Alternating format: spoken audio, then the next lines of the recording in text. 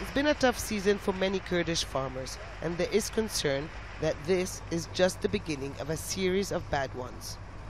Salam Rasool usually produces watermelons, string beans and okra.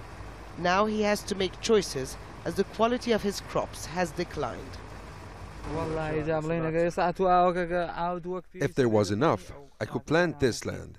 But now we only work on 2 out of 10 acres. We need to estimate how much water there is before working the land, and we have to make a choice. If they continue like this, we will have to abandon the land.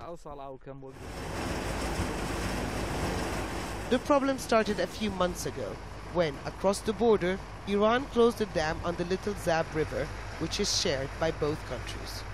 Some here say it all started when the Kurdish referendum was first announced. But Iran says it needs the water for its own domestic consumption. Here it meant that during the summer season, farmers couldn't irrigate their land and most of the harvest went to waste. Farming here depends on shallow wells, and normally the water level would be at around 4 meters. But since Iran shut down the dam, well, it's at less than 1 meter. Underground water is becoming scarce.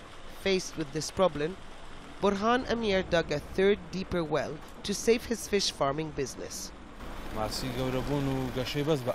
The lack of water has an impact on the fish. The size also depends on the quality water. 2,620. Each pool should have a continuous flow of fresh and clean water. We don't do that anymore. It comes from the first pool and it goes out from the last one. But this is not sustainable for much longer. Many sub-rivers have also gone dry.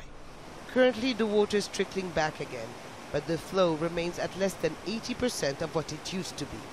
Those living in the area say they only get 3 hours of water a day. You can see what the water level used to be. We build these dams, they are handmade. It's primary emergency reaction so we can stock some water that can feed the city and the areas. The pumps need a certain level of pressure to function. Water is not something to be neglected, and it's not replaceable. I think the crisis will grow. The Little Zab River also feeds the Dukan Lake, one of 2 that produces hydroelectricity in the Kurdish region. Here too, the level is going down. So far, negotiations between Iran and Iraq's Kurds haven't gone anywhere, and Kurdish authorities have now been threatening to cut off water supplies to central and southern Iraq to provide for their own needs. Hoda Abdel-Hamid, Al Jazeera, in northern Iraq.